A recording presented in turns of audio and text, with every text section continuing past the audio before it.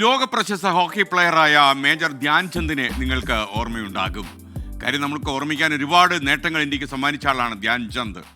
ഈ വളരെ വ്യക്തിപ്രഭാവമുള്ള ഒരാളായിരുന്നു ധ്യാൻചന്ദ്. ഇങ്ങനെയുള്ള ആളുകൾ എപ്പോഴും ജീവിതത്തിൽ ഒരു വേറിട്ട് നിൽക്കും. അവരുടെ സ്വഭാവത്തിലും പെരുമാറ്റത്തിലും രീതികളിലും നയത്തിലും നിലപാടുകളിലും ഒക്കെ അവർ വ്യത്യസ്ത ആളുകളായിരിക്കും.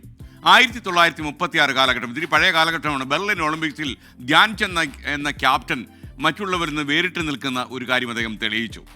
ജർമ്മനിക്കെതിരായ മത്സരമായിരുന്നു നടക്കുന്നത്. ടീമിൻ്റെ പ്രകടനത്തിൽ അതൃപ്തി തോന്നിയ ധ്യാൻചന്ദ് രണ്ടാം പകുതിയിൽ തൻ്റെ സ്പൈക്ഡ് ഷൂസ് ഊരിക്കളഞ്ഞ് നഗ്നപാതനായി കളിക്കാൻ ഇറങ്ങി. കാര്യം ഈ കളിയിൽ അദ്ദേഹത്തിന് വിജയിച്ചേ പറ്റൂ. ധീരമായ ഈ തീരുമാനം കളിയെ മാറ്റിമറിച്ചു എന്ന് മാത്രമല്ല, ഇന്ത്യ 8-1 എന്ന മികച്ച സ്കോറിന് വിജയം നേടി.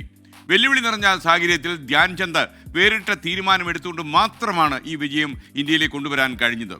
തീർന്നില്ല. ജർമ്മനിയുടെ കനത്ത തോൽവിയെ നേരിട്ട് കണ്ട ഒരാൾ അവിടെ ഉണ്ടായിരുന്നു, അഡോൾഫ് ഹിറ്റ്ലർ. ഹിറ്റ്ലറിനെ നമുക്ക് പേരിട്ട് വിശേഷിപ്പിക്കേണ്ട കാര്യമില്ല. ഹിറ്റ്ലറാണ്. യഥാർത്ഥത്തിൽ ഹിറ്റ്ലർ ഇദ്ദേഹത്തിൻ്റെ കളിയിൽ വല്ലാതെ ആകർഷണനായി. ഹിറ്റ്ലർ ധ്യാൻചന്ദിനോട് പറഞ്ഞു, താങ്കൾ ഇവിടെ താമസിക്കൂ, താങ്കൾക്ക് ജർമ്മൻ പൗരത്വം തരാം, അതുപോലെ ജർമ്മൻ സൈന്യത്തിൽ താങ്കൾക്ക് വലിയൊരു സ്ഥാനവും ഞാൻ തരാം എന്ന് ഹിറ്റ്ലർ പറഞ്ഞു. ധ്യാൻചന്ദ് വളരെ സ്നേഹപുരസരം ആ വാഗ്ദാനം നിരസിച്ചു. വ്യക്തിപരമായ നേട്ടത്തേക്കാൾ എൻ്റെ ഇന്ത്യയോടുള്ള സ്നേഹമാണ് എനിക്ക് വലുതെന്ന് പറഞ്ഞ് ധ്യാൻചന്ദ് മാതൃരാജ്യത്തുള്ള സ്നേഹം ഹിറ്റ്ലറിൻ്റെ മുന്നിൽ പ്രദർശിപ്പിച്ചു. മറ്റൊരു രാജ്യത്തു നിന്നുള്ള വളരെ ആകർഷകമായ വാഗ്ദാനത്തേക്കാൾ വലുതായിരുന്നു ധ്യാൻചന്ദിന് തൻ്റെ നാടിനോടുള്ള സ്നേഹം, രാജ്യത്തോടുള്ള കടപ്പാട്. നമുക്കിടയിൽ ഒരുപാട് സമർത്ഥന്മാരുണ്ടാകും. ഇത് കേട്ടുകൊണ്ടിരിക്കുന്ന ആൾക്കാരൊക്കെ തന്നെ വലിയ പ്രതിഭാധനന്മാരും ഉണ്ടാകും.